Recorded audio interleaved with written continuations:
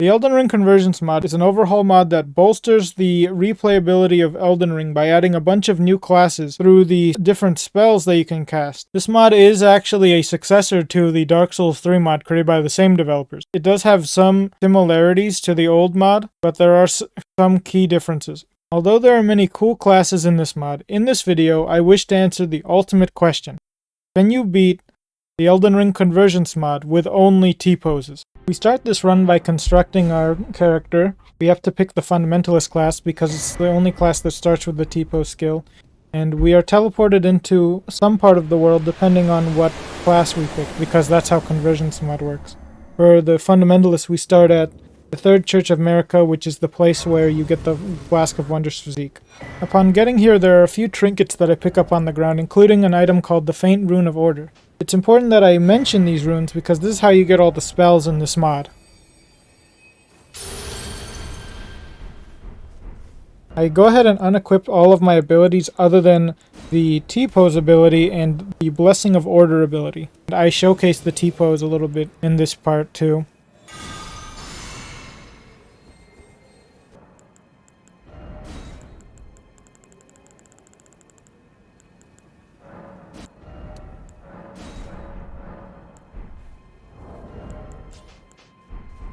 We head towards the catacombs, where I test out my T-pose ability. I definitely died multiple times to the gargoyles, simply because it's really hard dodging the entire time while trying to splice in some T-poses. Anyway, getting into the boss, we fight the first boss here in the ravine because he drops a Rune of Order that we needed, or at least I thought I needed, until I realized that at the time of this recording, I was playing the 1.3 version of Convergence mod, which actually drops a nerfed version of the ability that I was thinking of.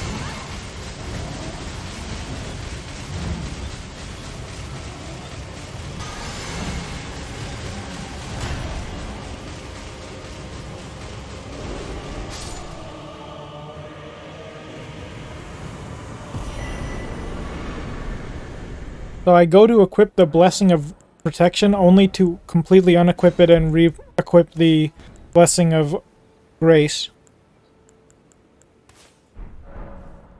Going up the ravine though, we go to fight Nerugus. We just sort of chip away at him till he's gone. The NPC does help us, but it's alright. I'm not going to restart because of uncontrollable forces like NPCs.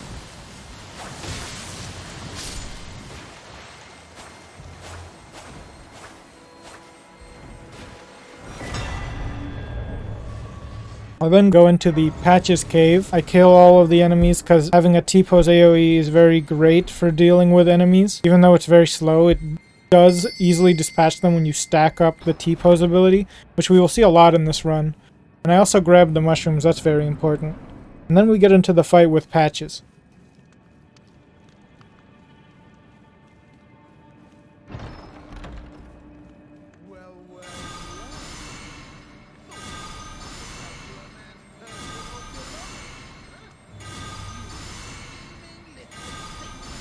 In this fight, we couldn't actually stop the T-pose ability from going, so we do end up killing Patches here, sadly.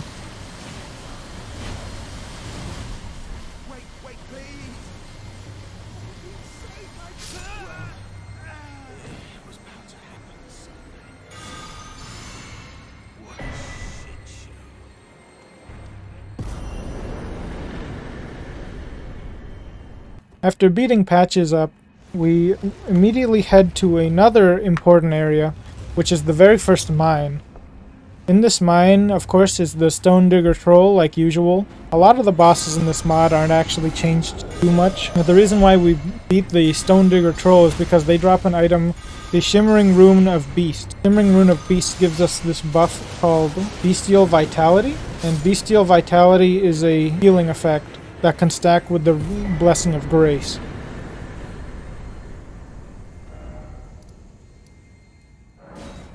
After the easy defeat that was the Stone Digger Troll, I think to myself that I can probably beat up the Flying Dragon Agheel too, but it turns out to be too hard for me because I can't really do damage to it. Dragons like to fly around a bunch, and Agheel simply flies around way too much.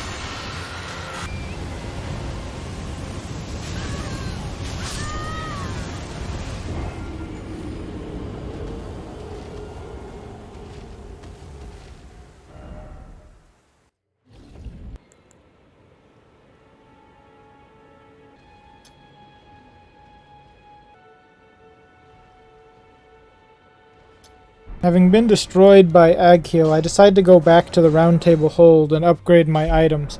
I upgrade my casting item.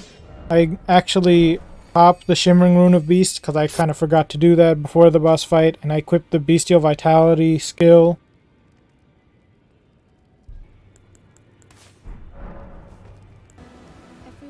After meeting with Jellyfish Lady and trying to T-pose her, I then decide that it's time for me to just head towards Morgott. I'm not actually going to fight Morgott yet, because bosses like Morgott, Godfrey, Radahn, all those guys actually got a major buff. They have like 10 times the health now. So I determined that it's not worthwhile trying to fight a boss like that. Instead, I go directly to Liurnia. One of the other mechanics added with this mod, the secondary teleporting method. This allows us to teleport pretty much anywhere on the map.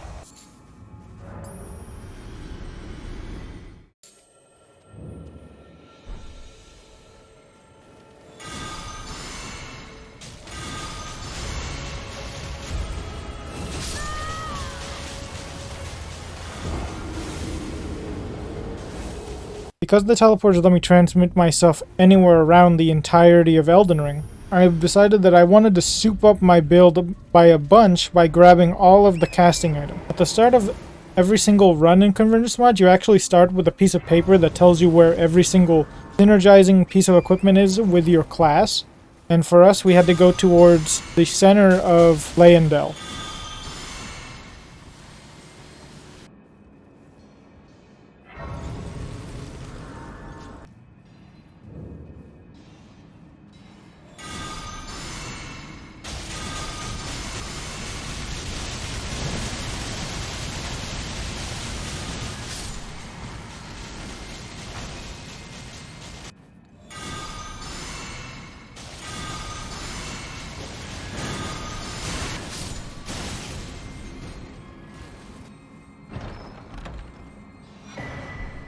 Into the mine, I actually die a couple times because this mine is a little bit higher level than where I'm supposed to be in the game. I mean, I haven't even beaten Morgott yet, so I do die a couple times to just the ordinary mobs there.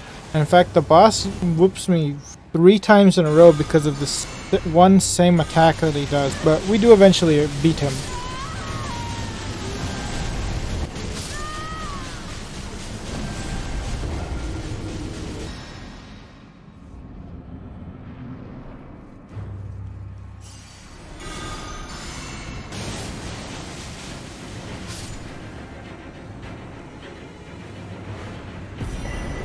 With the money that we get from beating him up, obviously, we just soup up our faith all the way to the max, which is 44. That's the max for us. With the new seal in my hand, I decided that maybe I can actually beat Morgott, so I go to fight Morgott, and I beat Morgott. You can see how much health he had, actually.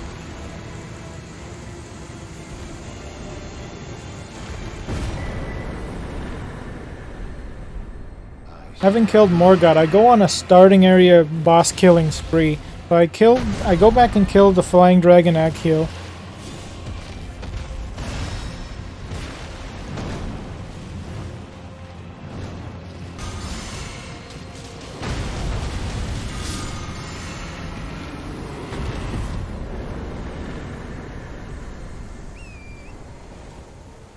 I go back and kill the Tree Sentinel easily.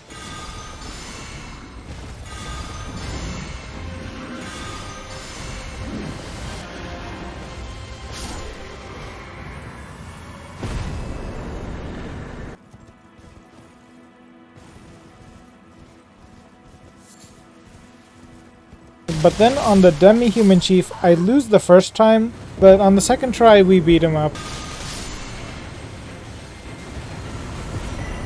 I go ahead and check out the Dragon Church anyway, and I noticed that you still can acquire the Dragon Breath abilities for Dragonheart, which was a little strange, because usually in this mod you get spells through the rune system that I showed. And then I head toward fighting Godric. I skipped through most of going through his castle. I do want to remark that I accidentally beat up the one guy who does the whole Nephili storyline. He doesn't get beat up, but because I aggro him one time, we can't do his quest line anymore at all. This is important because I think later in this run I tried to do it and it didn't work. Skipping directly towards the boss, Godric kills us twice, but on the third try, we do get him. Now, I did speed up this gameplay because, oh boy, he has a lot of health. I told you he would have a lot. I'm pretty sure ordinary Godric has a 4-digit health bar. This guy has like a 5-digit health bar. Yeah, this boss took a while, but we eventually got him. This boss fight and bosses in general made me get really good at fighting bosses because you spend a lot of the time just dodging.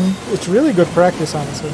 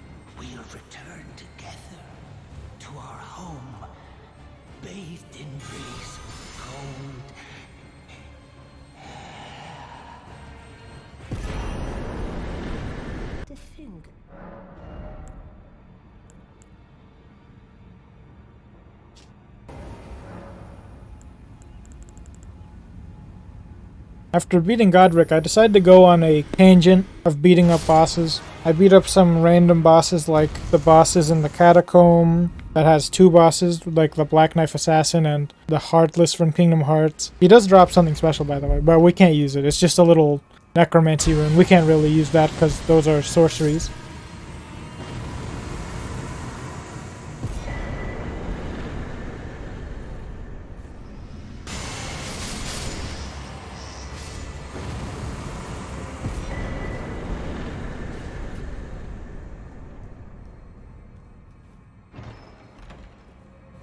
And I really do just go around teleporting everywhere, clearing whatever is at the teleporter. There is usually a boss next to the teleporters. One of the funny moments is when I try to kill a dune beetle and fail epically.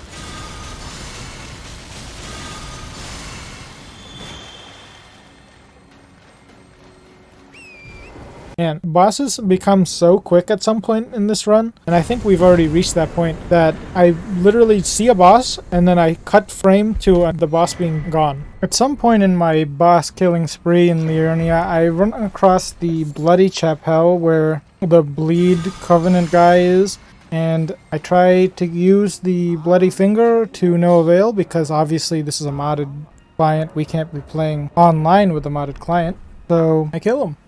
I also get the War Surgeon Seal, which is actually a seal in this game. It's not a key item that you just pop to teleport.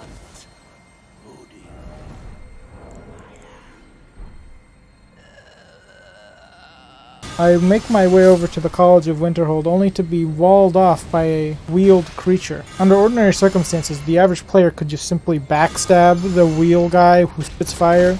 We don't have that tool to us, so I actually spent quite a bit of time just trying to kill this guy. He was really one of the most powerful bosses that we fought in this run so far, because he has a really high defensive rating. Making it into the College of Winterhold, by the way, you don't have to get any of the items to make it in there. You can just immediately walk in there. You don't have to grab like a academic glintstone key. I immediately just skip to the part where I get to the first boss here, and I fight a new boss, Bowls, Carrion Knight. He replaces the dog that's usually here, and he's pretty much similar to the Stone Digger Troll. I kill him so fast that I actually include all of the footage for this boss. We've reached the point where that seems to be the case.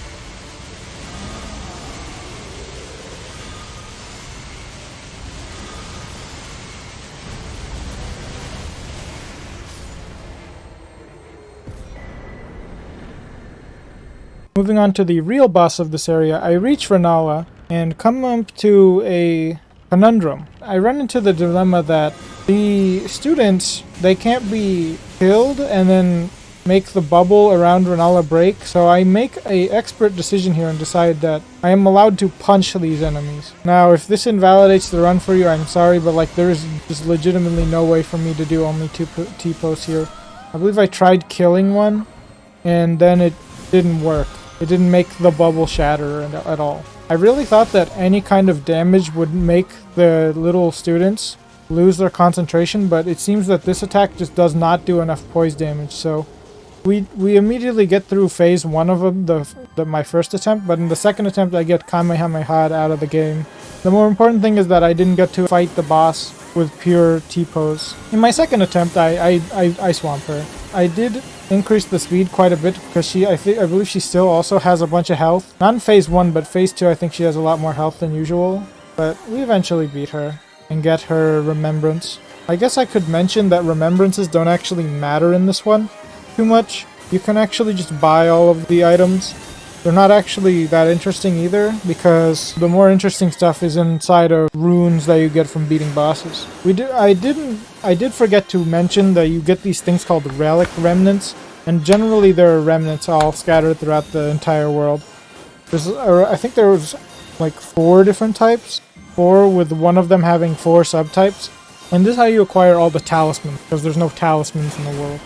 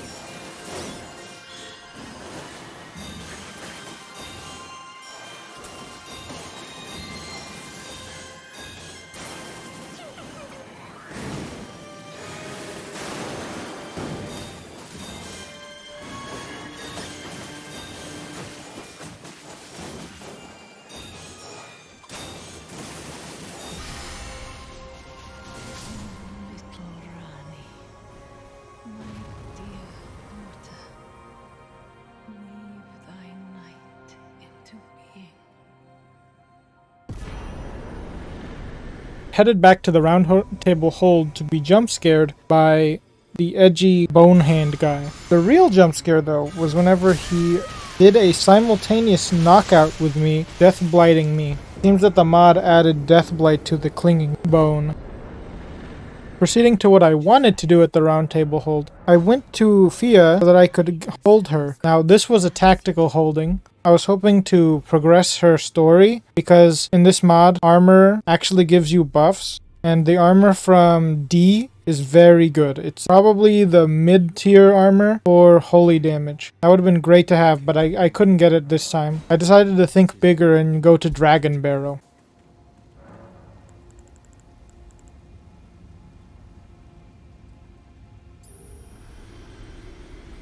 In Dragon Barrow, I started off with the Putrid Avatar there, because, as you know, I have to teleport, and there's a guy at the teleporter, normal stuff. I beat the Putrid Avatar because there's so many tree people that the Putrid Avatar is just another drop in the bucket in terms of difficulty. I would still say they're above dragons, though. Speaking of dragons, the next thing we killed was the Big Mommy Dragon, which took 13 real-life minutes. That was 13 minutes of my life down the bucket.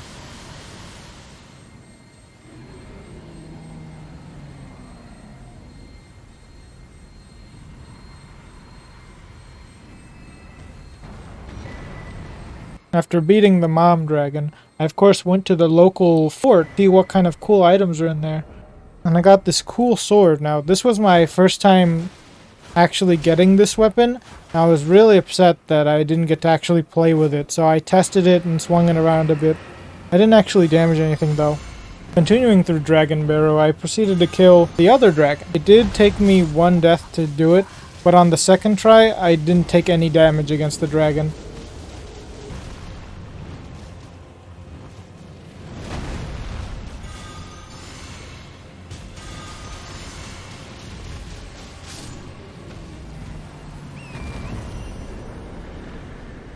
Walking beyond the dragon, there's a surprise that the Black Blade Gargoyle is actually not there. That's because it's actually moved to behind the giant palace, and it actually acts as a gateway to getting to the dragon place. After messing around in Dragon Barrow for a bit, I go back to the Round Table Hold to see if I can finally get Dee's clothing, and to my surprise I'm able to. I get the Weather Dagger, I give it to Dee, and he is now dead. Bia kills him. And it's at this point that we are pretty much a superpower. This isn't even our final form.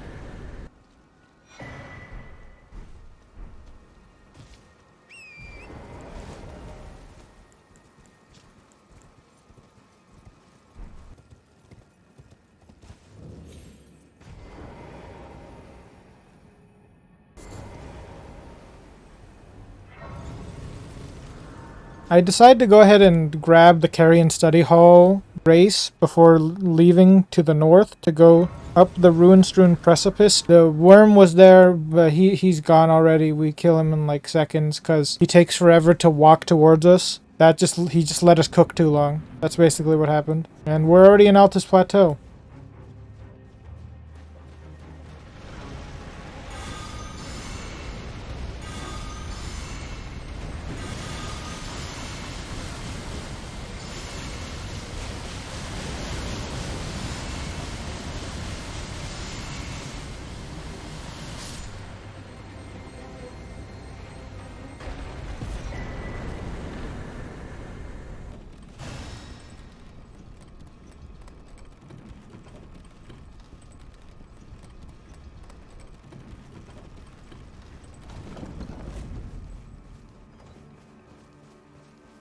As a way of saying a huge middle finger to the first boss that I struggled with around here, I go and kill the Black Knife Assassin, who is very easy to kill because I don't actually have to aim at him when he's invisible.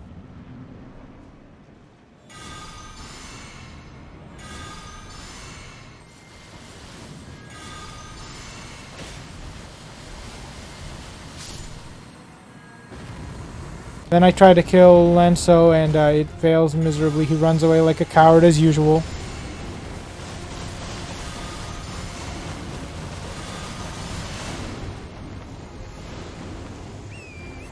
And then I go to fight the jailed version of Godric, only to be met with Oleg, who we also just kill pretty easily. He has 11,000 health, oh my goodness.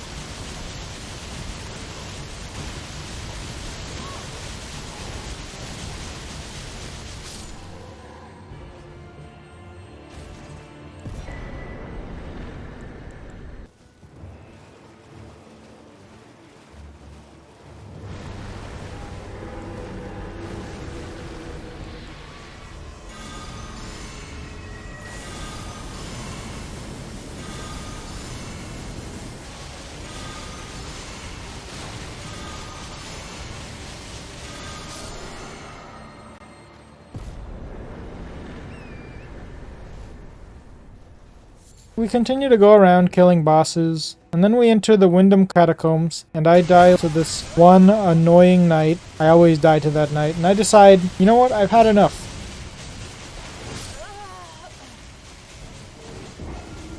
I'm actually going to go freeze a golden form now. I go far, far north, far beyond where we should be, and I try to fight the Erdtree Sentry, and eventually I actually beat it. Now, this Erdtree Sentry is like the most powerful Erdtree Sentry, so it actually took me more than one try. But eventually I got him. He does, again, he's like a 5-digit health boss again.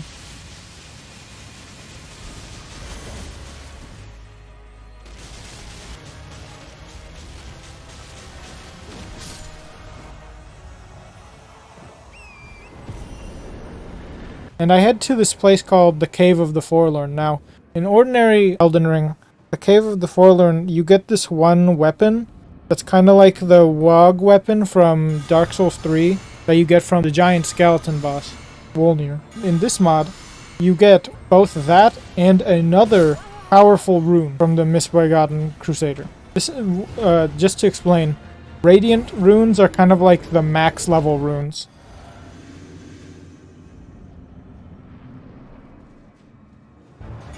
This would be my first time getting the Radiant Rune of Order. This would be my first time learning about Elden Benediction, which was basically just a legendary effect that enhanced one of your blessings that you have equipped. You can only have one blessing at a time, so it would enhance that blessing.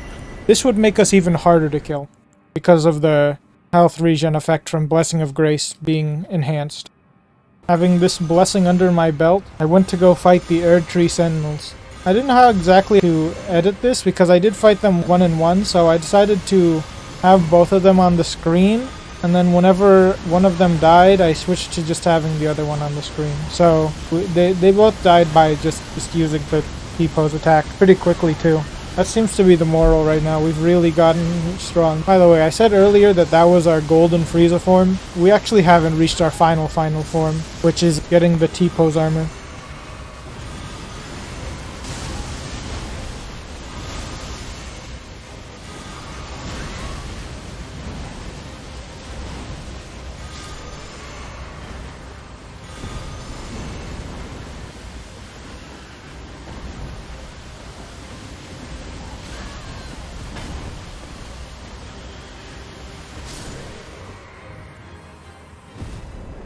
After killing the Erdtree Sentinels, I decided to go back north through the hard way to getting to Mohg's palace, and I tried my best to kill the easy farmable enemies just sitting, the Albinauric, but they end up being too healthy and too poise strong for me to beat, so I just sort of walked past them.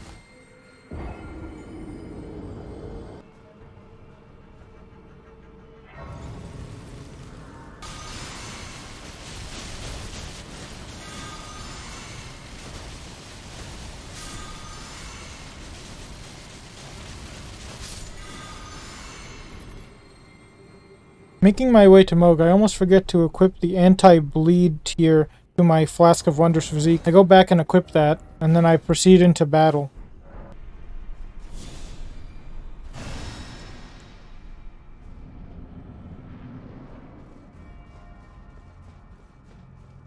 It does take me more than one attempt to beat Mohg, mostly because his health bar is so very long. Especially his functional health bar, which is practically 1.5 times the size of his ordinary one that's shown on the screen because he regenerates. But I do beat him in second attempt. It really goes to show how much strength we actually have.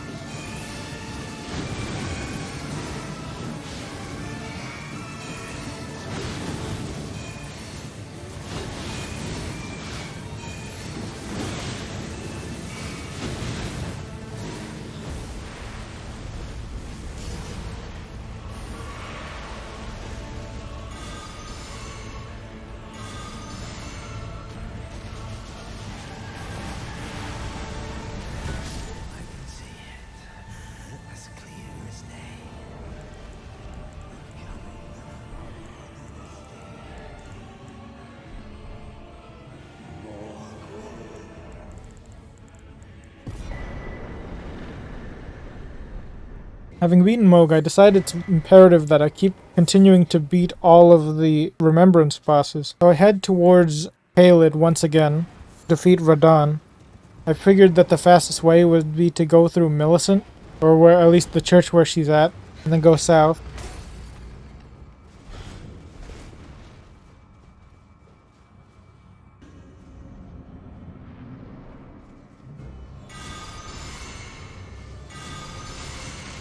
In a bored stupor, I decide to go and beat up the Heartless here too. Takes literal seconds. Then I decide to fight the replacement boss for the two Dunderheads, the Crusader and the... no, not Crusader, the Misbegotten guy and the Crucible Knight.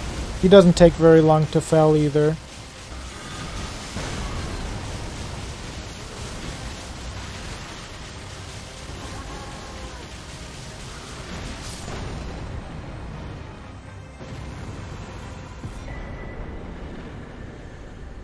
And then we're on to Radahn. Radahn, of course, big boss. Everyone thinks he's hard. I don't actually think he's that difficult, honestly. And we beat him pretty quickly. I think we don't even take more than one attempt to beat this boss.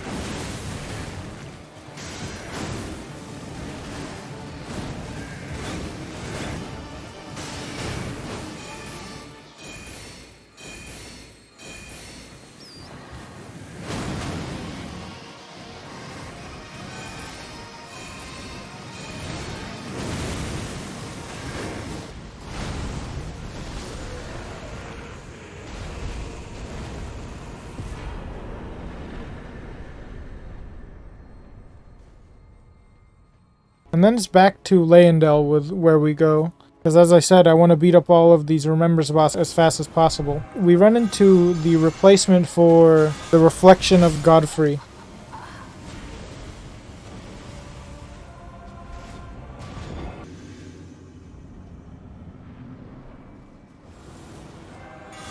This boss turns out to be really hard for me the first time. So I kill him and he barely hangs on by literally the smallest thread possible, but I do beat him the second time.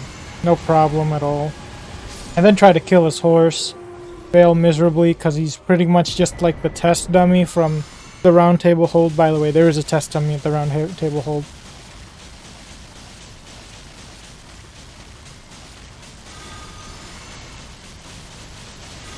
And it's at this point that I decide that I want to acquire the T-Pose armor.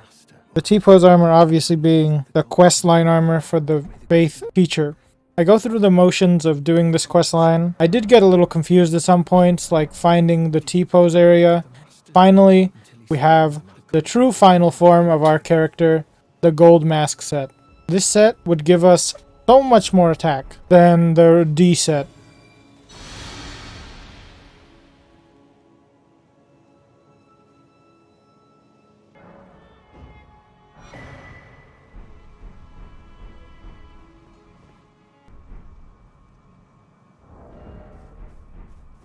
And then it's on to Morgoth. I don't even speed this boss fight up. This is a Remembrance that we just beat without even trying to speed it up at all.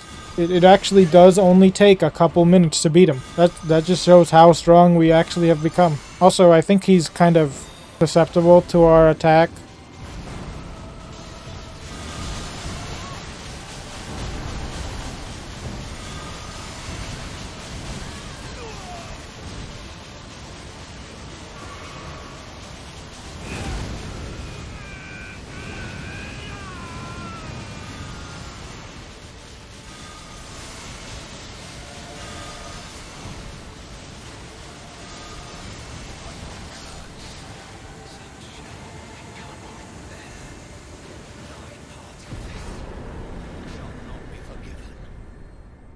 Having beaten Morgoth, obviously the tree doesn't let us in, just like ordinary Elden Ring. And Melina tells us here that we have to commit a cardinal sin. So I do just that. I commit a cardinal sin. and go down underground to Fake Moog, where I kill him and get hugged by the hand with 3 fingers instead of 2. By the way, this is the additional piece of thing that I have to do. I decided to impose. I'm forced to do all of Millicent's thing and go to the land of the dragons, Faramazula, to beat the strongest dragon.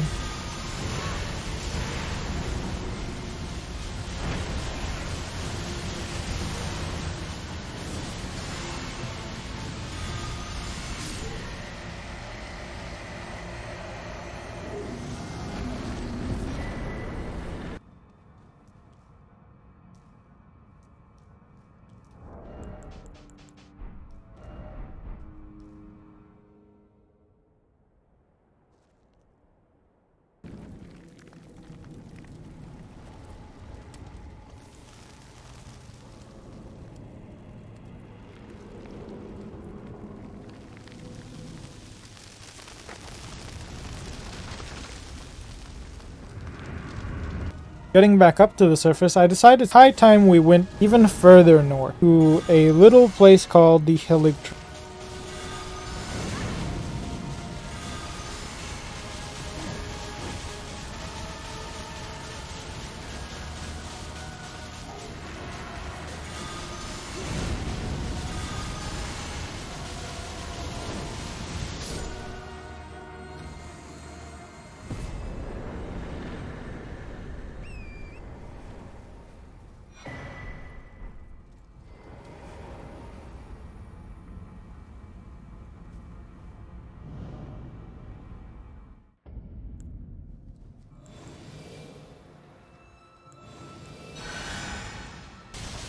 I immediately fall off of it.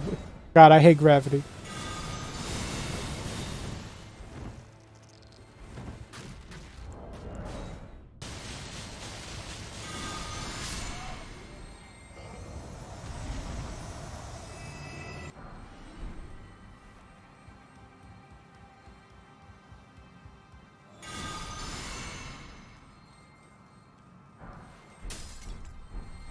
I eventually make my way through and I fight Loretta.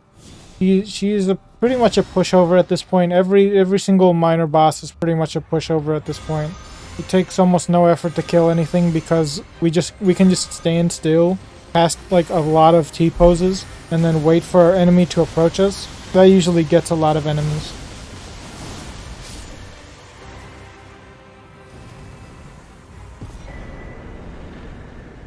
It's at this point that I decide that I really just want to get through all of Millicent's questlines. So I go back to Caelid.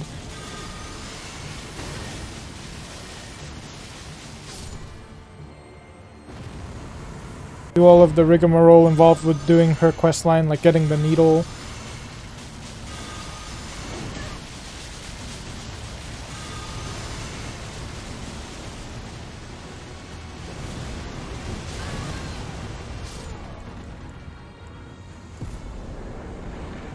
Talking to Gowry a bunch. I'd hoped a strappy. Don't fret. Should you I would teach. I need your name resting. The need. Will you give? I will reward. Millicent ended to a wretched.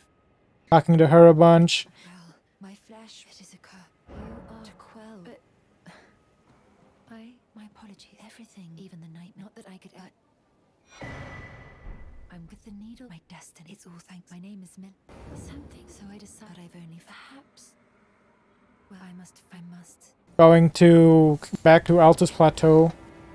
In truth, the Scarlet Rose as such. Grabbing her prosthetic arm. You know, ordinary things. I also fight the Armor of Briar.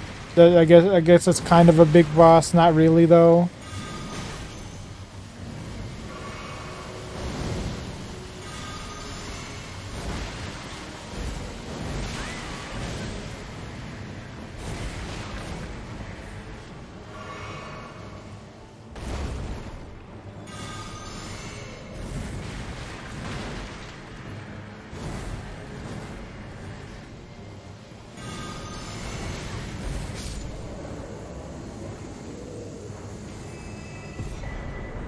And then I forget that I have to actually go to the other half of the Snowlands to finish her quest, so I go and do that.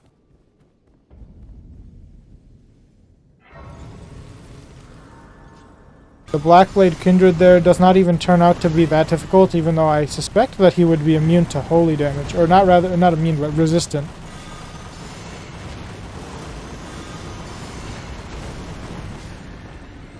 And then I kind of struggled to find her, and I realized, oh wait, I have to go back to where I fought the Godskin Apostle. And I do that, and then I get through all of her dialogue. Funny thing is, I actually finally get able to kill one of those dune bugs. Just goes to show our character growth throughout this run. And now we can finally safely go through the Halig Tree to continue Millicent's quest.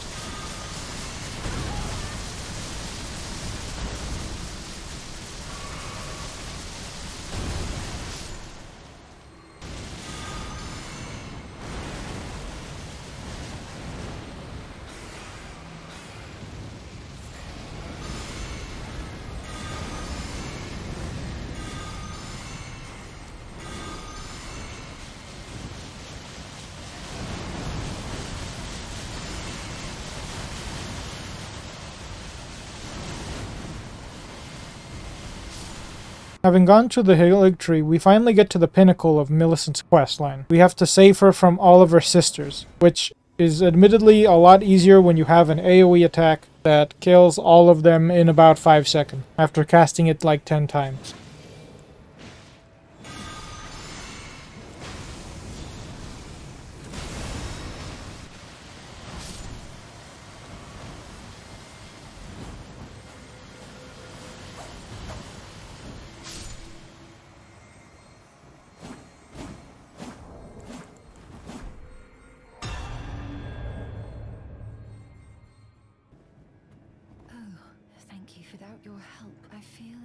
We get the golden needle out of her body, and now it's time for the ultimate rumble.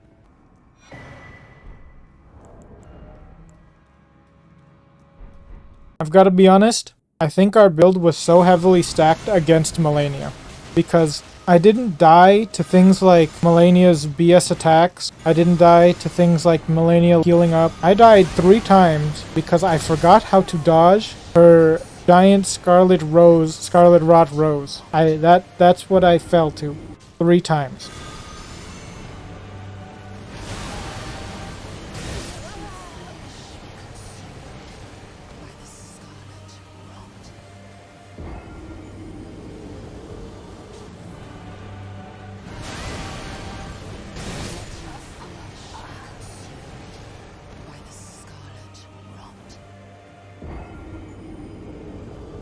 But on the 4th try, I gotta admit it, I watched this footage back, I played like dog water.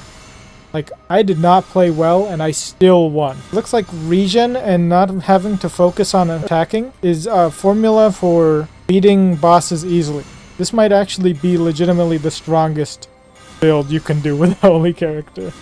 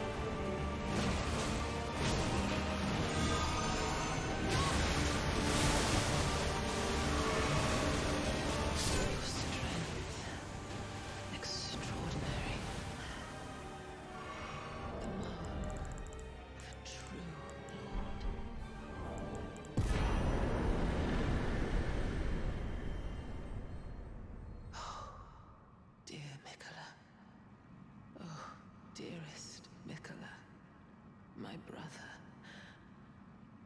I'm sorry. I finally met my match. Anyway, now that we're done with the top, functionally, almost all of the top anyway, I go back underground to a different underground, the crater that Radon made. At some point, I run into the Mimic Tear, as everyone else would, and she does it all wrong. The Mimic Tear does it all wrong. They do it. What is she doing? Trying to attack me with like the rings attack or whatever? That's a weapon art, not the skill. See, that's why she lost. T-pose supremacy.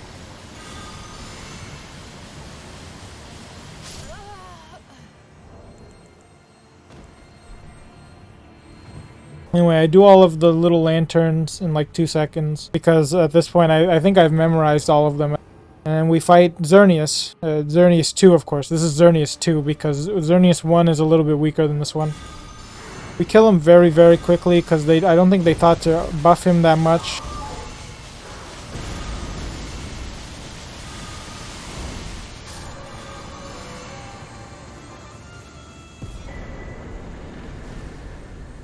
And then it's time to go through more of the caves. We have to fight the double gargoyles. This was another boss that usually gave me trouble, but this time it didn't really give me that much trouble. Obviously because we're so powerful at this point.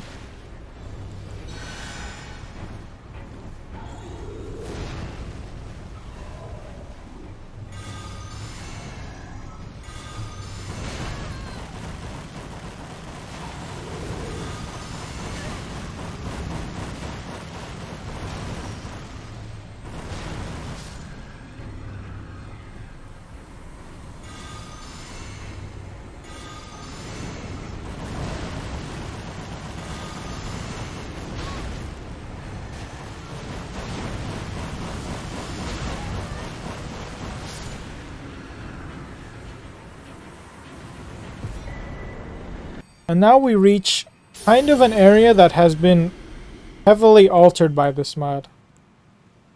After going up and down the waterfall, whichever direction you're going, I can't really tell underground here, you aren't greeted with a very different area. I try not to spoil it too much.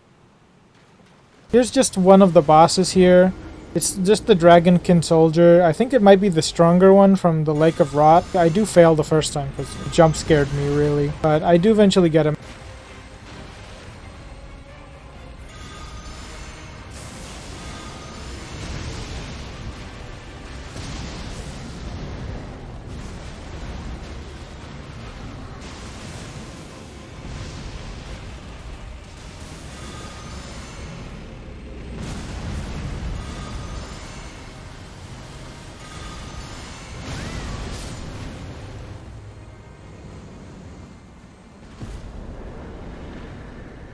And this area actually turns out to be one of the most obnoxious areas that's been changed. I'm not going to spoil it too much, but just let it be known that this flying guy that I had to kill is pretty much summarization of the entire area.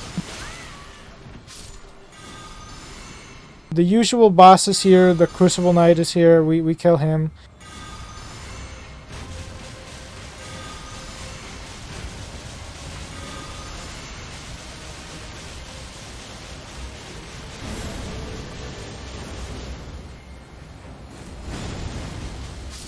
And then we have to kill this other new boss called the Blighted Nox Ancestor. He's not really an issue for us because we deal holy damage and he's a skeleton.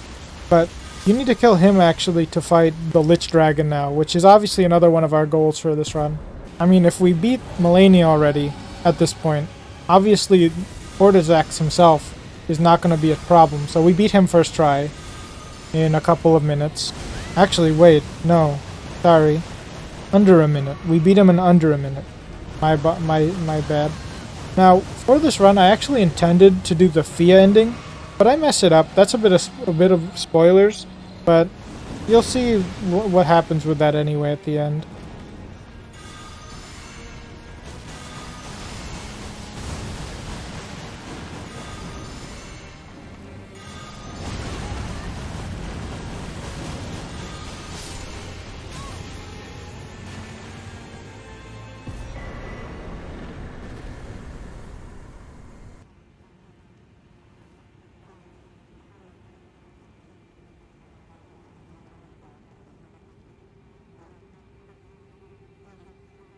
Now, I don't exactly remember when I recorded this and what I did around this time, but I actually head back to Carrion Study Hall because Carrion Study Hall is a little bit different here, but more importantly, the tower is very, very different. So in Carrion Study Hall, you can just straight up get the inverted statue that lets you flip the entire place, and you have to go through the study hall first to get it. The NPC that spawns there drops it, Miriam. You can just use it immediately and you don't have to fight her again.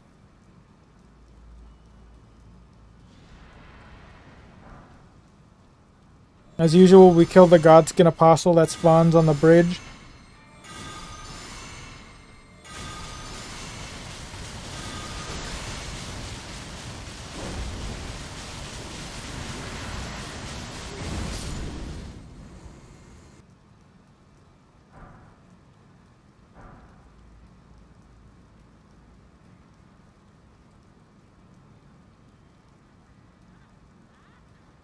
And we are met with a different tower. I actually did just remember, this is our first time going through the tower because I tried to go inside the normal way. It turns out not to work.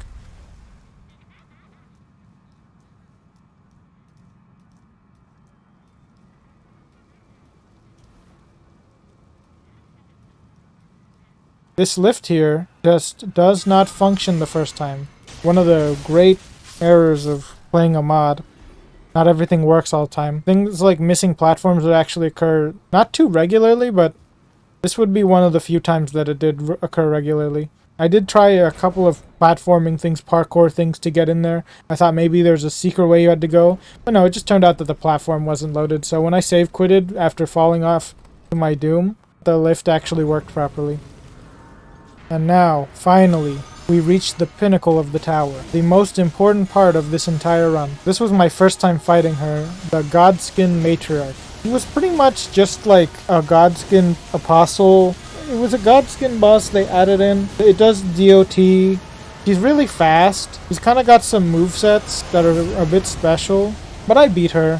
Whenever I saw that it was a remembrance, by the way, that was the real jump scare, because I was like, oh no, I never did this in the isolating run, so that wasn't an all remembrance run. But it was alright, it was whatever. It didn't matter too much to me.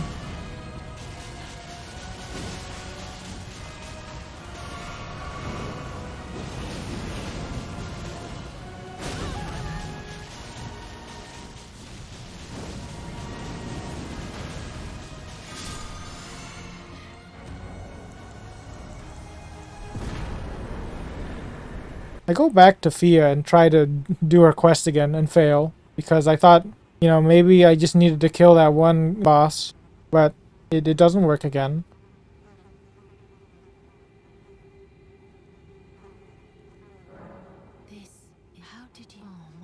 And so I decided to go to another tower, thinking like, oh, what if the other towers have something special inside? Nope, didn't turn out that way.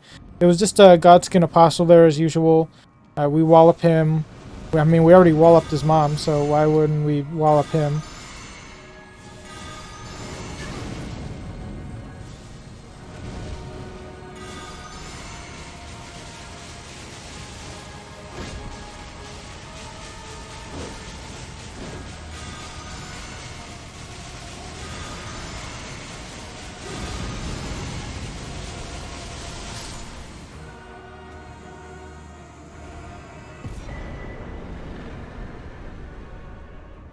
And then it's at this point that I decide that I want to go to Fair Missoula.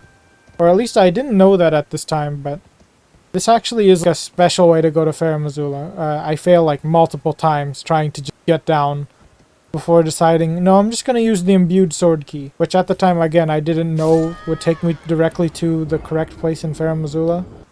But it does. It doesn't really, but I do take it.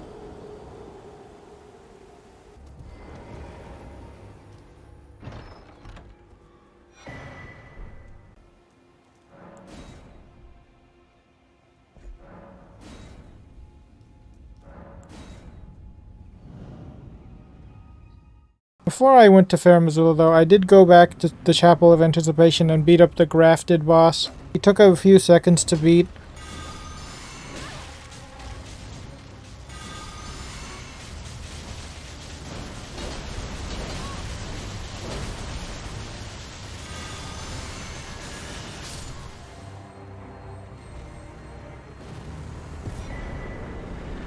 And then of course I got the armor there. It's not really that interesting, but you do get the Banished Knight set from this box rather than farming it. Even though I like this set a lot, it's not actually useful for us. And then we head off to Farum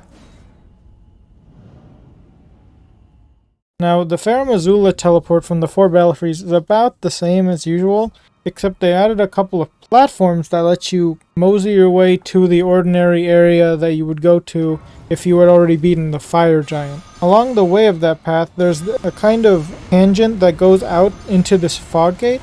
And through the fog gate, you have to fight Lanso. Lanso is not really that tough for us because we're so strong at this point, so we beat him.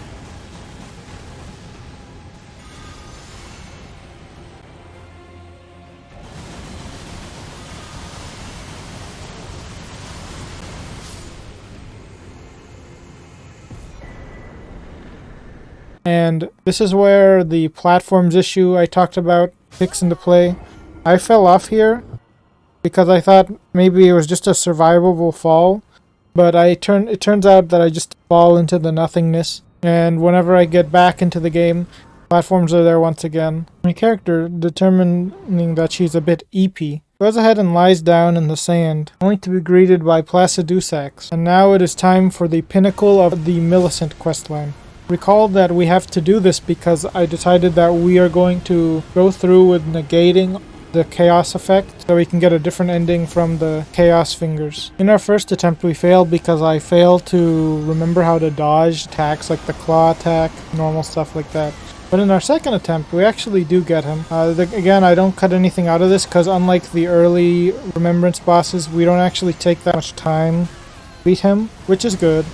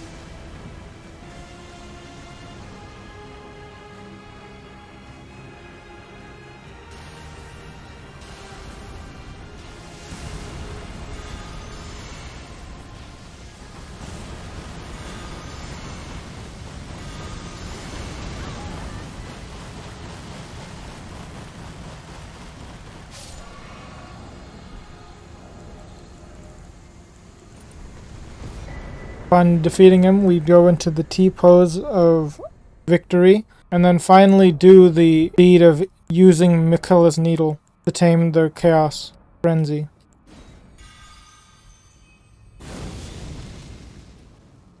After reaching the end of all of Millicent's questline, including using the needle to remove frenzy, I decide that I want to do Nefeli's questline, and as I said earlier, this turns out to be impossible because we did fail to not aggro the gatekeeper at the beginning, Gostok. So all of this is pretty much a moot point.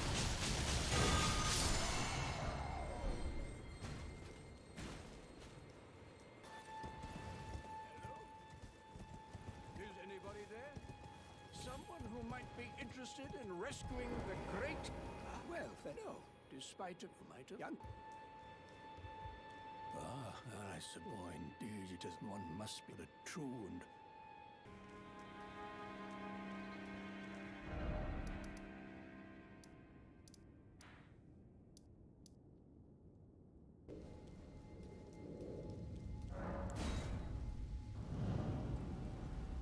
I try to get a celestial dew by going through Rani's palace, do all that stuff. It doesn't work. It doesn't work. Gostak still doesn't exist anymore. He already moves away from all this after we aggro him.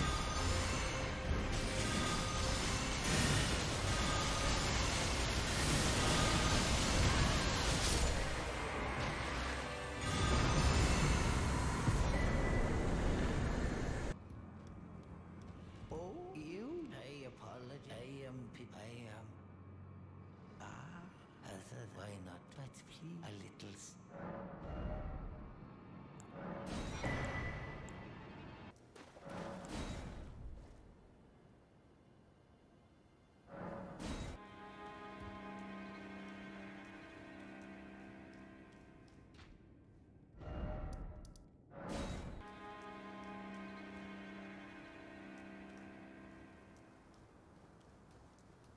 So I just go ahead and continue to fight more bosses instead.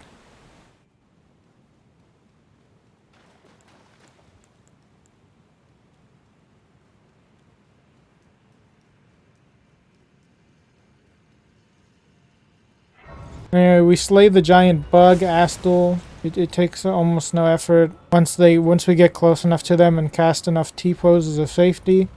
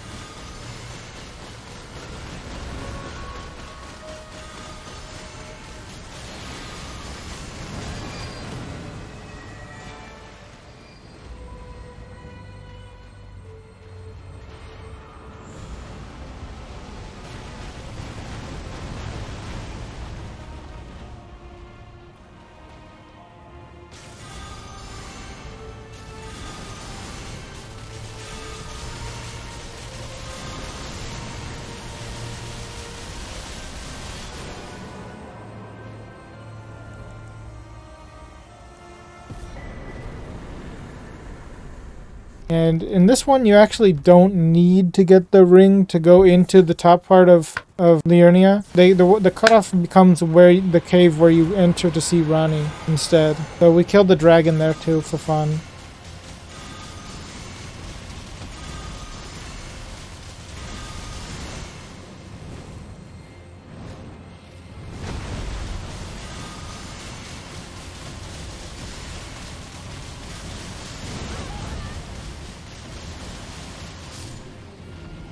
There aren't really any remembrances here, so it's whatever.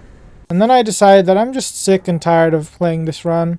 I had been doing just a lot of rigmarole for the most part, because this is supposed to just be a all remembrances run, so I just instant teleport directly to Fire Giant, using obviously those air tree teleporters.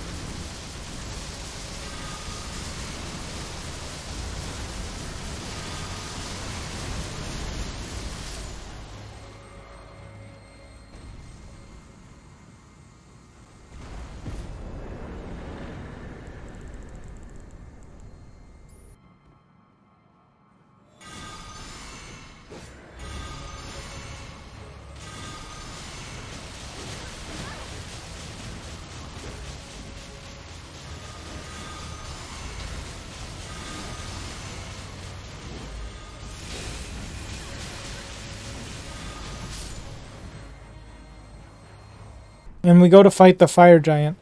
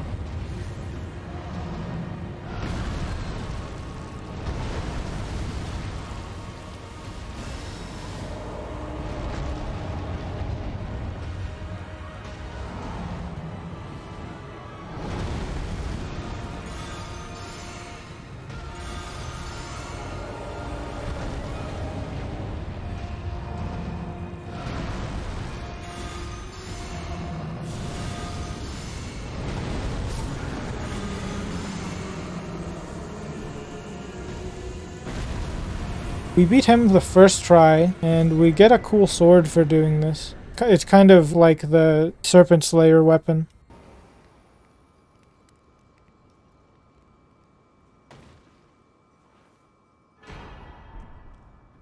Speaking of Serpent Slayer, we're on a mission to get all the remembrances, so obviously we have to do Rykard. We go through the motions of getting to Rykard.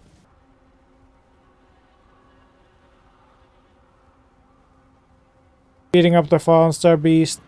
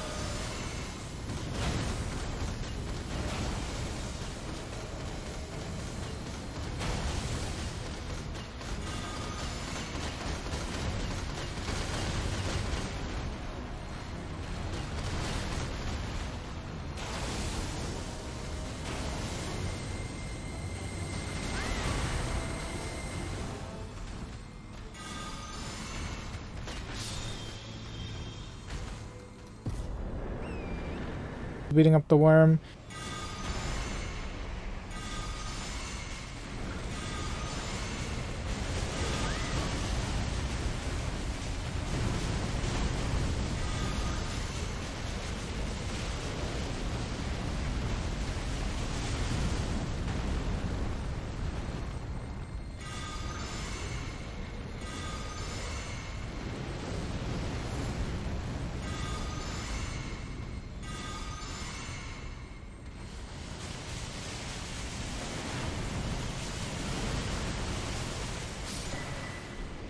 beating the Godskin Noble.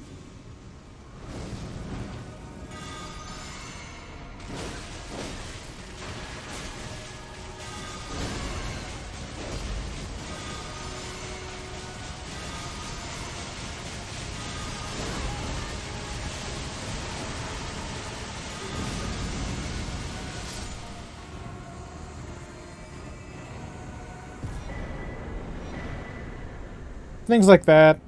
And we get to Rykard. One would think that because we're not using something like the Serpent Slayer, we'd have trouble beating up Rykard, but no, it turns out to be just fine. We beat him first try. He's a little squirmy guy though. He does run around a lot.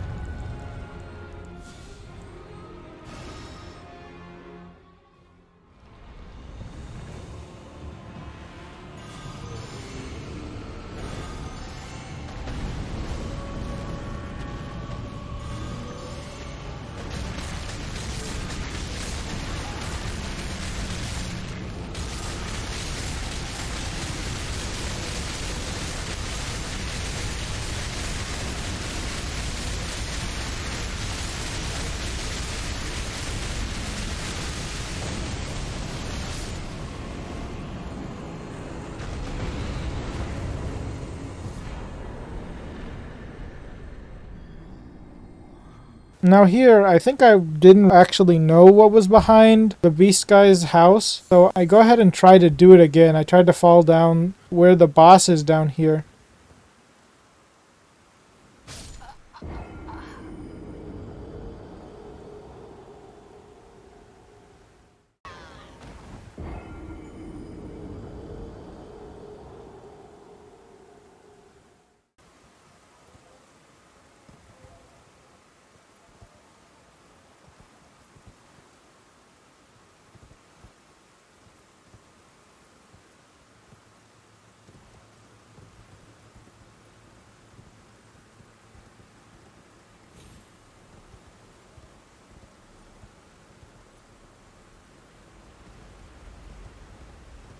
And I fight this boss, the Blackblade Kindred, who has been moved from the front to behind the house. I get defeated the first time, but the second time we beat it.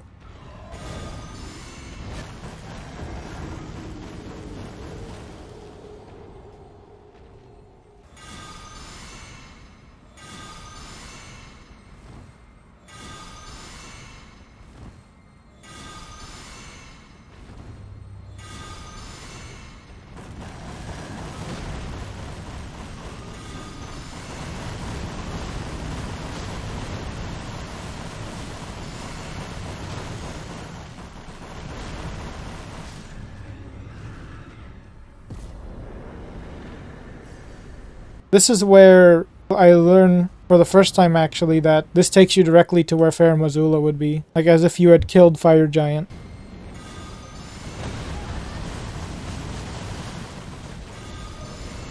Now that we went through all the rigmarole of beating all those remembrances, I decide that it's time to head back to Farum Azula. I do take a little detour and grab Melania's armor because it looks cool, after beating the replacement for the Godskin duo. This replacement, by the way, there are some bugs around this replacement. I didn't encounter them in this run, but this boss can actually get stuck in midair sometimes, so be careful if you fight this boss.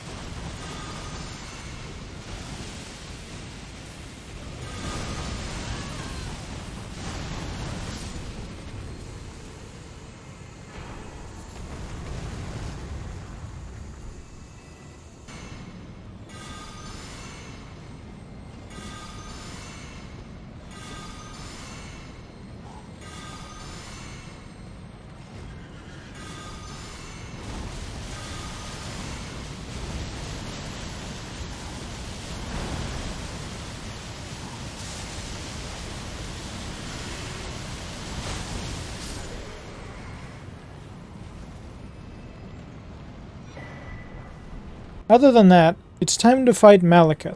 This is actually the final boss that we have to beat, I believe. And we beat him first try. Yeah, you can just go around a pillar, I think, past the T-pose ability, and it's a big enough AoE that it hurts him. So the second phase is nothing really. I mean, it's kind of like what you can do with the dancer from Dark Souls 3.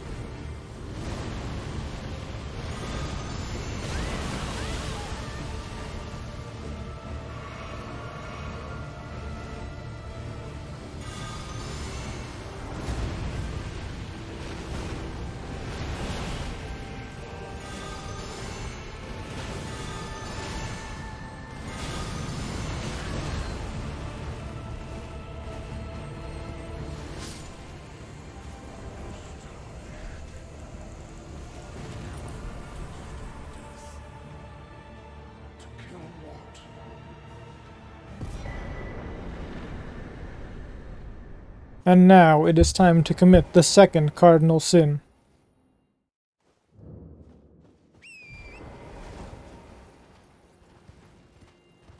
We burn the tree down, really weirdly too, because this sequence of events is kind of weird from the ordinary Elden Ring events. Usually whenever you burn the tree down, you get teleported to Farum Zula. You know, weird. Just a little bit weird. And we meet with the one guy who sells you faith spells, and we just slay him out of boredom. I finally come. The master is not enchanted, seeking to look at it.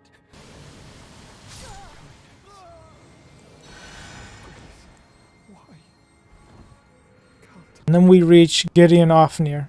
Now, Convergence mod adds a bunch of different new bosses to fight, and the replacement for Sir Gideon Ofnir was not an exception. This boss was actually quite difficult. He has a lot of health, just like usual, but we did get him after one try. After one additional try, that is.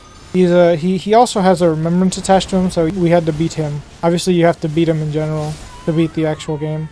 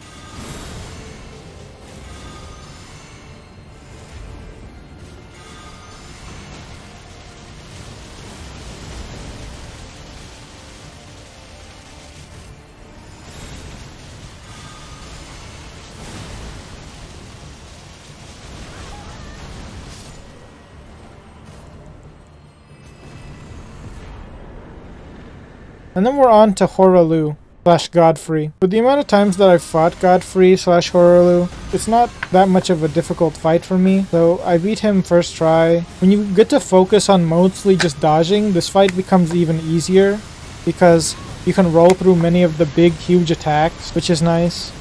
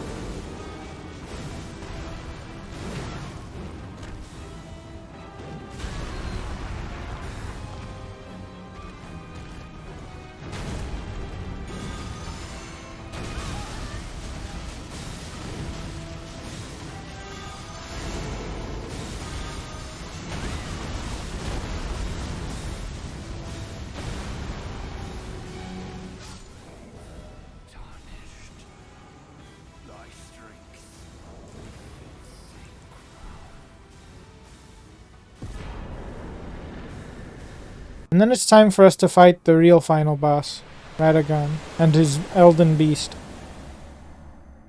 Getting into the boss fight of Radagon and the Elden Beast, I fail on the first attempt because I misplace my dodges and get caught by the ray attack from the Elden Beast.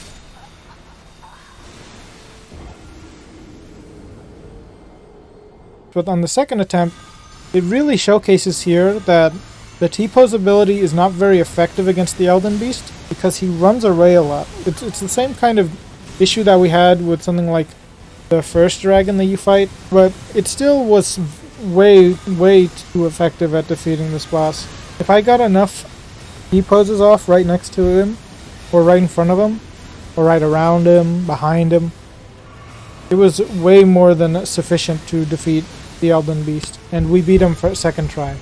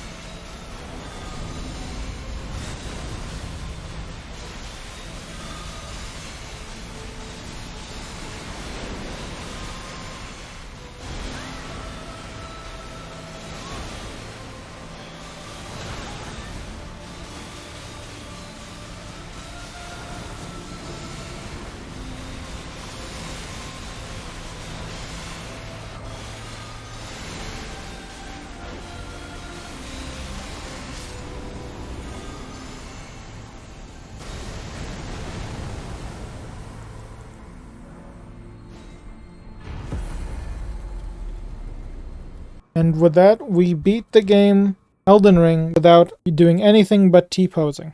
If you don't count that moment where we have to punch the students because they hold the teacher in the bubble. Yeah, you know what I mean. Our seed will look back upon us and recall. An age of fracture.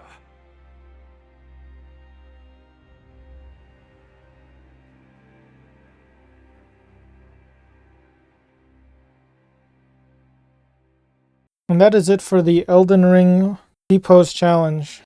I really had a lot of fun making this back in August, but I just never got around to actually recording any of the takes. This was all pretty much raw footage, just me playing the entire game, and just having a good time overall. I do really think that this class, unless it's already been changed, is really, really strong because of the T-Pose skill. The T-Pose skill is actually like a cheese skill almost with how good it is, really. But, see you, bye!